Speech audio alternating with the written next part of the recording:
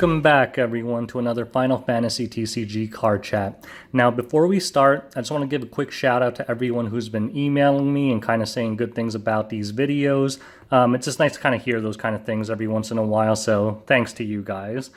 Now, today we're going to talk about a topic which is a question that I've gotten so many times that I was actually shocked to find out that I didn't do a video about it already. So today we're going to talk about the question, should I grade my Final Fantasy TCG cards? Now I'm going to go into detail about, this entire subject, but the funny thing is that if you don't want to watch the whole video, the 1-second answer is no. No, you should absolutely not be grading your Final Fantasy TCG cards. Now, of course, obviously I have. I'll get into that later, but the quick reason for that is I'm an idiot. But in general, you should not be grading your Final Fantasy TCG cards. Now, some of you might not be familiar with card grading, so I'm just going to go really quickly into what it is. So card grading is when you send your cards off to a third-party authenticator, and they'll slab your cards and kind of verify that they're authentic, and they'll also verify the condition. This is a black label, so it means that its condition and centering is absolutely perfect. You'll notice it has a special black label. That's why they call it a black label.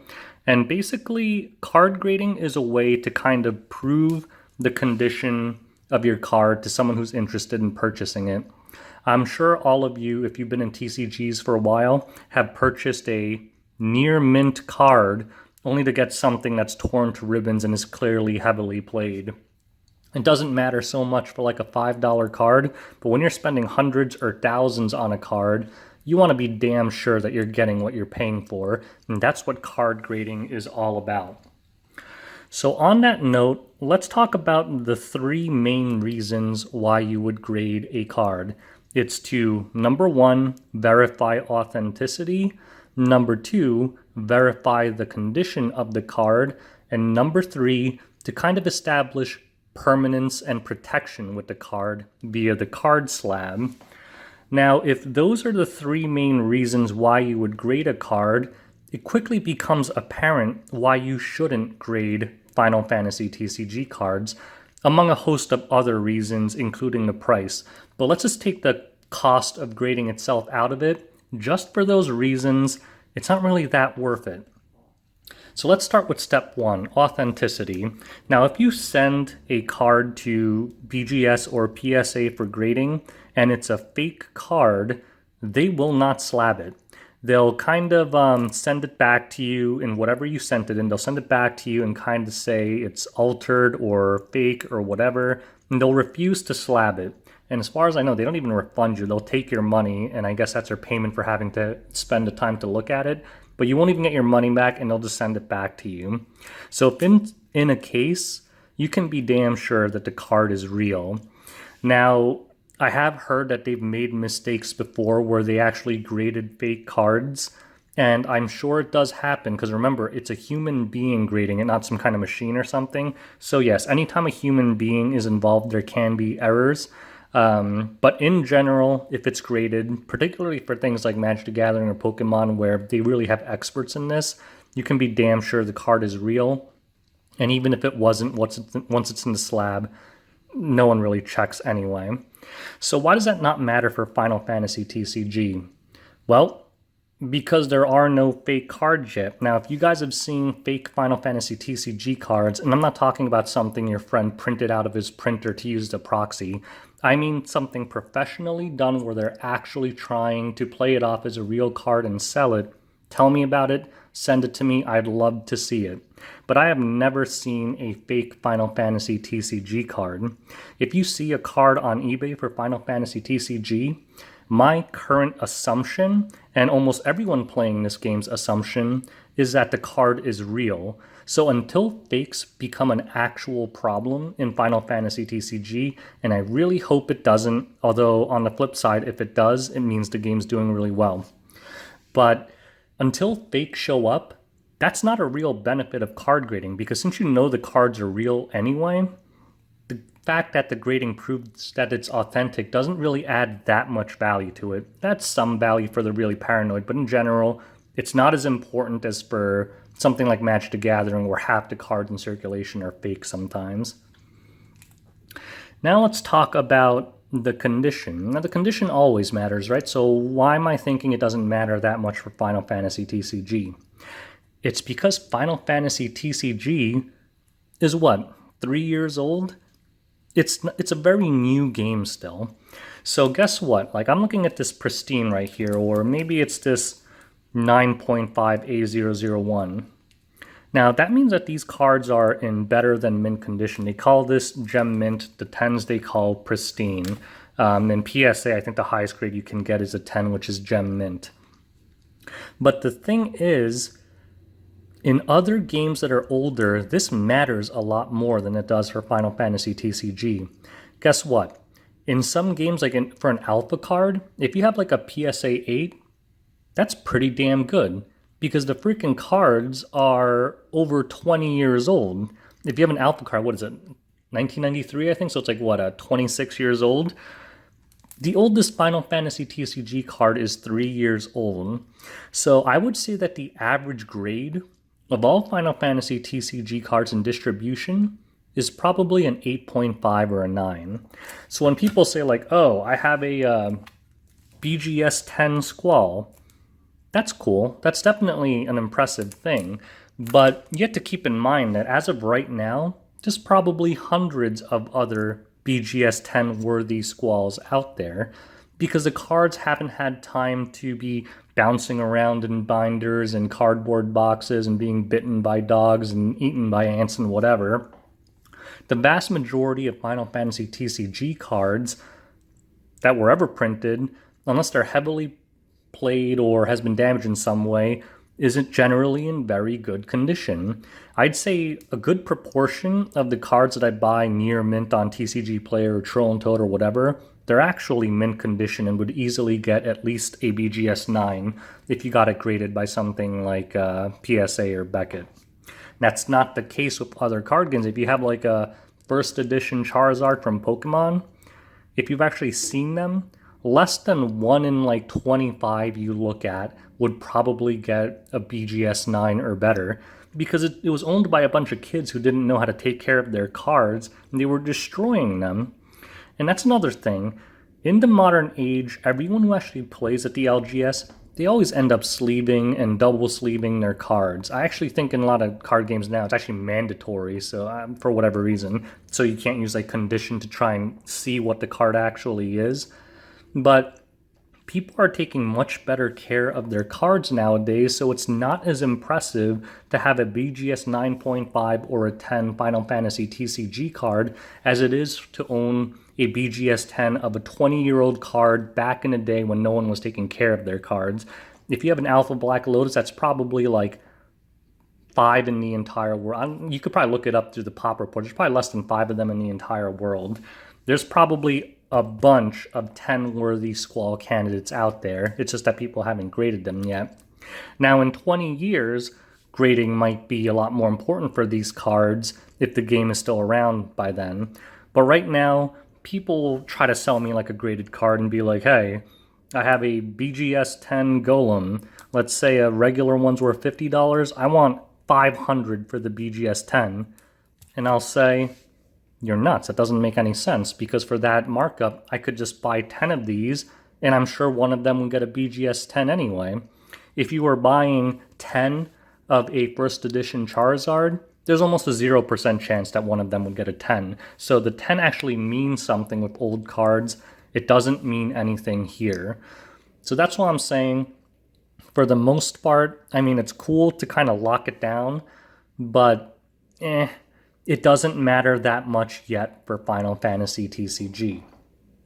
So let's go to the third point, and this point is valid, which is protection. People like grading their cards. I actually grade them because I just think it looks cool. But the other thing is it actually seals them. They're actually kind of like what they say it's water resistant, but I'm pretty sure they're basically waterproof because they're sonically sealed. I think they just say water resistant so people don't go dunking these in water like idiots.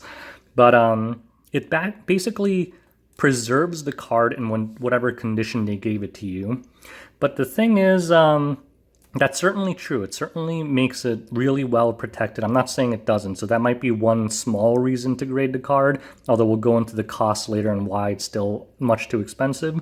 But the thing is, card savers do just as good of a job, as long as, these are kind of, card savers are flimsy. They're not hard like top loaders, but they're actually better for long-term storage because the main way cards get damaged in long-term storage is not because a boulder falls on it.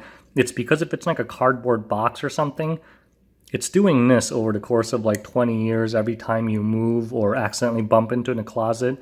And eventually it kind of dings the edges slowly over time. It'll still probably stay in good condition if it's in top loader.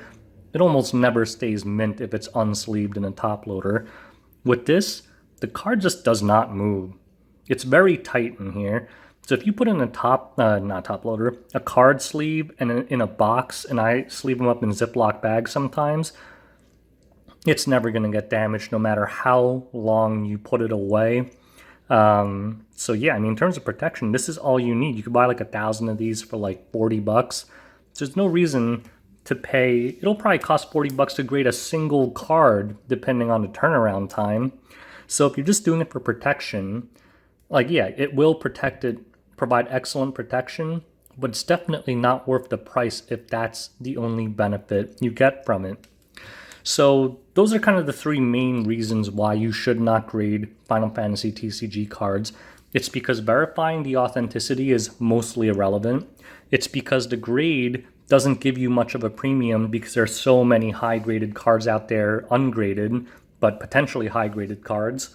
And the third is because the protection, while effective, is not really worth the cost without the other two benefits. So now let's talk about why companies are so into grading cards, and let's also talk about the fees a little bit. Now, the fees actually went up recently for Beckett, which is why I have not done many submissions recently. Now they have a sports kind of submission form and a gaming submission form, and a gaming one's more expensive. But if you want a quick turnaround, I think it goes up to like $60 a card. Think about it. The cheapest one you can get is like $10 a card, but that's a non-guaranteed turnaround. Currently, the backlog, I think, is like 15 months. So if you submit a card at the non-guaranteed turnaround, you might not see it for more than a year. That's retarded. So really, the most viable grading option is the 60-day turnaround one, which is $20 a card, and then you'll see it in about 3 months. Because by 60 days, they mean business days, not calendar days. So yeah, $20 a card, 60 days. When you think about it like that, it kind of puts into perspective why grading cards doesn't make a whole lot of sense, because not that many Final Fantasy TCG cards are worth more than $20. The grading fee better not be worth more than the card itself. Otherwise, like, it would make sense if grading it got you more of a return than the grading fee. But if you have let's say a Opus 5 wall, maybe like $50 foil, if you grade it, it'll cost you like $20 and then like more to ship it and stuff. So it'll probably cost you like $80. You won't get more than $80 for a graded wall because no one gives a shit. Because most of the walls out there are in excellent condition already, because someone will open up the pack and say, holy shit, I got a wall. Instantly goes in a perfect fit, double sleeved. It's going to be in great condition for a long time unless they're rough with it while playing. So when you think of that extreme cost, like, grading is not cheap. If you submit in bulk, like, I think if you submit more than 50 cards, it gets a little cheaper. If you submit more than 100 cards, it gets a little cheaper. It's still expensive. And if you think about it, if you're submitting more than 100 cards to get that rate, it means you're spending like $1,000 in grading fees anyway, which is why in sports they have a lot of like group submissions where you'll give it to like an LGS and they'll submit it at once for the discounted rate and kind of pass along those savings to you. But in general, grading is very expensive. For this set, I paid $30 a card because I wanted the 5-day turnaround. I never intend to sell these cards, so it didn't really matter all that much, but I paid a lot of money to grade these cards. A lot of these cards, the Wave 1 Legends, aren't even worth $30, so I graded it knowing I would lose money. So I kind of touched on it before, But why do big companies love grading cards? It's for the easy returns because people love buying graded cards for things like Magic the Gathering and Pokemon because it gives them peace of mind to know that the card is authentic and that the condition of the card is actually what's on the label. Even though it's very subjective, a lot of people crack the case and submit the same card over and over to get a better grade, which is ridiculous, but it is what it is. It's reasonably accurate. I would say if you have like a card and you submit it 10 times, the variance will typically be 0.5 to 1. I've heard a variance as great as like 1.5, but it usually won't go much further than that. It's reasonably accurate. The most common thing is anytime people get a 9, they'll keep submitting to try and get a 9.5 because the price difference is huge. But what companies will do with older cards is they'll buy raw cards that are fairly expensive. I'd say like minimum $500. And what they'll do is they'll grade it and sell it for $1,000. And that makes sense because even if they pay $50 each for the grading fee, if the difference between a raw and a graded card is that high, then it's easy money, right? You just buy as many raw cards as you can for $500. You grade them all if you think they could get a 9 or better. You flip them for $1,000. That's why so many companies used to just grade so many cards in bulk. And that's why the Backlog and PSA and Beckett are so great now, because these companies keep trying to grade bulk raw cards from many sets ago because they're old and kind of desirable now. And they'll keep trying to sell them at inflated prices because people always pay more for a graded card for those sets than they will for a raw card because they're worried about it being fake or whatever. And they're not really expert enough to know the difference. So that's why grading is such a big thing. But again, those main benefits of grading just don't apply to Final Fantasy TCG yet. I mean, again, I'm in this for long term. I'm hoping that one day grading will become a thing because people will still be playing this game 15 years from now, and a lot of these cards will be desirable, and maybe the game got so big that it became lucrative for Chinese card fakers or whatever to make fake cards and try to sell them. At that point, it may be very, very viable to grade them. But I'm just talking about right now because obviously that's what people are talking about when they're asking me this question. Should I submit my cards for grading right now? And right now the answer is no. If you are grading cards, at least have it be a rare promo card, guys. Like I see things on eBay where it's like graded non-foil commons. And I remember looking at them and being like, is this like a rare misprint or something? And no, it was just a normal non-foil common. And I was like, what bozo graded this? Like, who the hell would even want a graded version of that? It's a card you get 8 of per box. Like, I don't know. It just blew my mind that some moron out there would even grade crap like that. So speaking of morons, I said that I would talk about why I graded these cards. It's because I'm an idiot. And because I'm very sentimental with these cards. I obviously love Final Fantasy TCG. I don't know many people who love it more than I do. And it wasn't about the money, because again, the smart, logical, financial decision to grade cards should solely come down to whether you can get more of a return on investment via grading it. I graded it as a sentimental decision. Like, look at this trash legend, Golbez. But it is a Wave 1 Golbez, even though they didn't label it the way I wanted them to. I mean, if you look at this, it's more apparent because this one actually has the colon. But this is a Wave 1 Golbez. This is worth next to nothing. I mean, because it's Wave 1, it holds a premium, but it doesn't have a colon or like a image misprint like the Squall, so it's not that easy to tell. So this one's not a particularly valuable card. I believe it was either $20 or $30 back in the day for the 5-day turnaround. No matter what it is, $20 or $30, the grading fee was more than the value of the card. The only reason I got it graded was because I decided I wanted a full graded Wave 1 Errata and Legend Rarity set. And as you know, I have duplicates of everything in my complete Wave 1 binder as well. But that was the only reason I did it.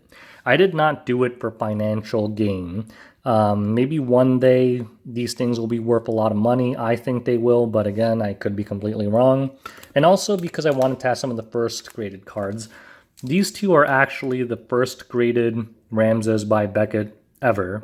And they're the first 2 BGS Pristines ever. As far as I know, when I got the cards, I looked at the registry, these were the only 2 Ramses listed.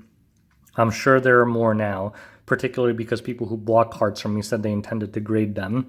But if you looked at the registry, these 2 should be the first 2 that pop up. So I thought that was kind of cool. One day when I sell it, I could say you are bidding on the very first BGS 10 Ramza ever.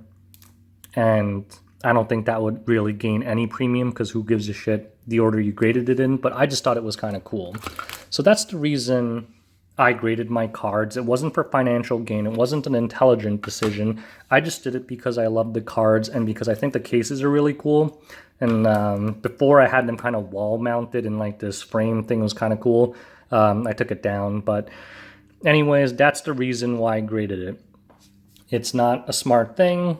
Don't copy me. I just did it because I thought it was cool. So if you insist on grading it, limit it to the cards that you know for a fact that are going to go up in value. Like things like Wave 1 errata are a decent bet to grade. I still don't think it's worth grading them, but I mean, at least the Squalls are selling for 200 to 300 raw regularly nowadays. So at that price point, it might be worth grading it. The only card I would say is a definite grade right now is the A002. I mean, this thing is so valuable. You have nothing to lose by grading this. I mean, just grade it. It's an awesome card. Yeah. The A001, this one, yeah, sure. Grade it if you want to. Just don't expect to get that much more for it. But yeah, I mean, raw, it's actually trending up, but raw, it used to be selling for like 80, and BGS 9.5s or better were selling pretty regularly for less than 200. So for this, you might actually get a return if you grade it, but it won't be that big of a return considering the time cost investment, and then also after paying like eBay fees or PWCC fees or whatever it is, you won't get that much of a return yet, but this might be worth grading. But in general, definitely never grade meta cards. If you grade anything, only the rarest of the rare promo cards and Wave 1 cards. So anyways, I'm going to go ahead and wrap this up. I hope this was helpful to all of you guys who are kind of interested in card grading, trying to get into card grading, was kind of wondering if you should be grading your Final Fantasy TCG cards. I hope that one day it is worth it, but the definitive answer right now in 2019 is no. It is not worth it to grade it. Don't do it unless you want to throw your money away. So anyways, that's the end of the video. If you have any questions, comments, whatever, just leave them in the comment section below or continue to email me. And I hope this was educational for you guys. Thanks for watching. Have a great day. And stay tuned for the next card chat.